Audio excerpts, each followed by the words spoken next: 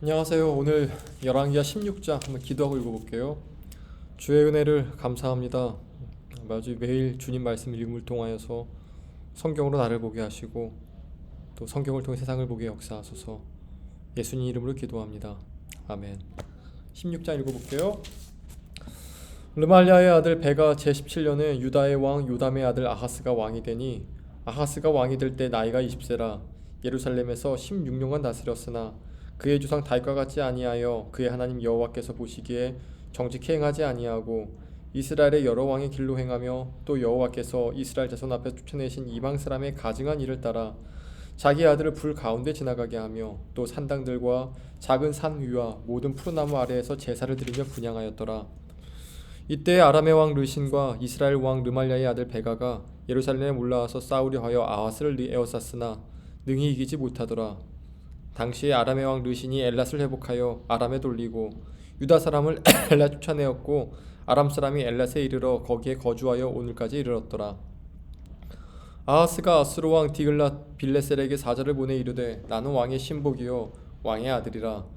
이제 아람 왕과 이스라엘 왕이 나를 치니 청하건대 올라와 그 손에서 나를 구원하소서 하고, 아하스가 여호와의 성전과 왕궁 곳간에 있는 은금을 내어다가 아수르 왕에게 예물로 보내더니 아수르 왕이 그 청을 듣고 곧 올라와서 다메섹을 쳐 점령하여 그 백성을 사로잡아 기르로 옮기고 또 르신을 죽였더라. 아하스 왕이 아수르의 왕 디글랏 빌레셋을 만나러 다메섹에 갔다가 거기에 있는 제단을 보고 아하스 왕이 그 제단의 모든 구조와 제단의 양식을 그려 제사장 우리아에게 보냈더니, 아하스 왕이 다메섹에 돌아오기 전에 제사장 우리아가 아하스 왕이 다메섹에서 보낸 대로 모두 행하여 제사장 우리아가 제단을 만든지라. 왕이 다메섹에 돌아와 제단을 보고 제단 앞에 나와 그 위에 제사를 드리되 자기의 번제물과 소제물을 불사르고 또 전제물을 붓고 수은제 짐승의 피를 제단에 뿌리고 또 여호와 앞 곧 성전 앞에 있던 노제단을 새 제단과 여호와의 성전 사이에서 옮겨다가 그 제단 북쪽에 그것을 두니라.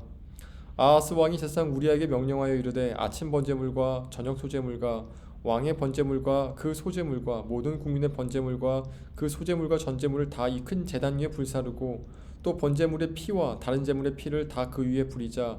오직 놋 제단은 내가 주께 여쭐 일에만 쓰게 하라 하매 제사장 우리아가 아하스 왕의 명령대로 행하였더라.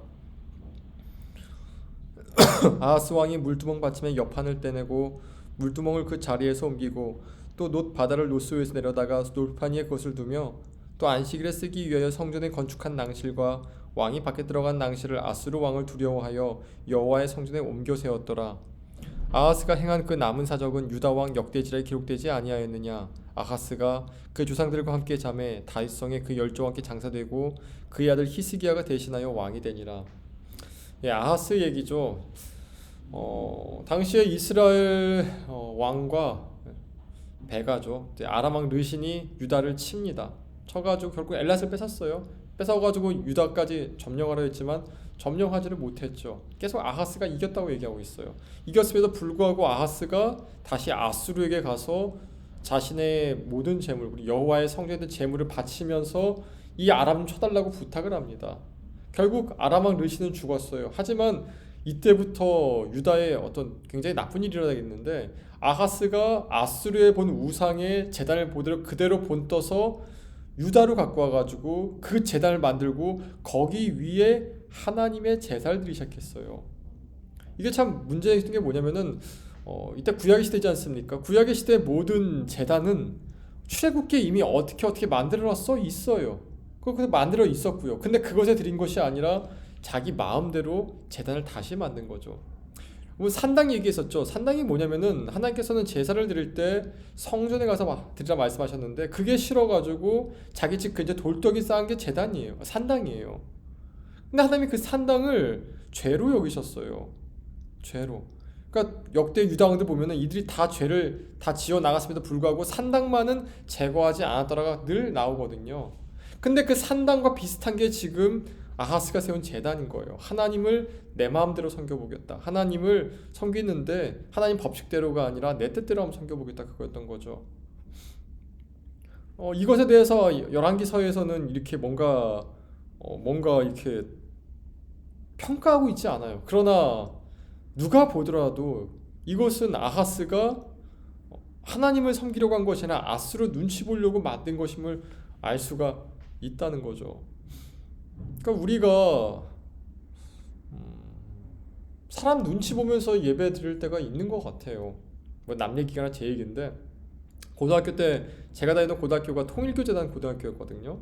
근데 그 안에 제 서클이 성서부였어요. 그러니까 성경을 읽고 성경을 연구하자. 그 성서부는 개신교였던 거죠.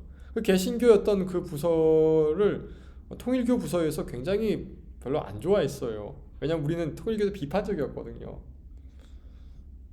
그때 우리가 예배 드릴 때, 그래서 통일교 교리를 아시는 분은 알겠지만 거기 문선명이를 뭐 또 하나의 하나님으로 여기지 않습니까? 그러니까 하나님으로 완전하다는 이 교리에 대해서 잘 말을 못했던 게 기억이 나요. 물론 그때는 어렸을 때긴 하지만 나이로 보면 17살이니까 그렇게 어리지도 않았을 때고. 결국 그 성서부가 사라졌어요. 사라졌어요.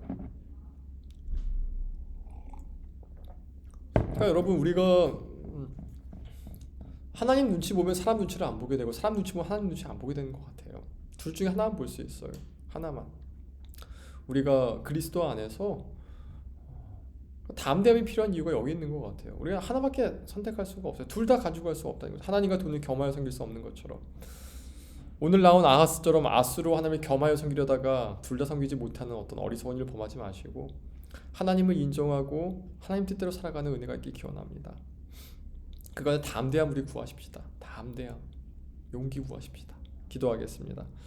주의 은혜를 감사합니다. 주님께서 말씀하신 그것들을 아버지 우리가 온전히 이루기 원합니다. 아하스가 아수르의 눈치를 보면서 성전의 제단을 바꾸고 간 일이 우리 인생에서 일어나지 않게 하소서.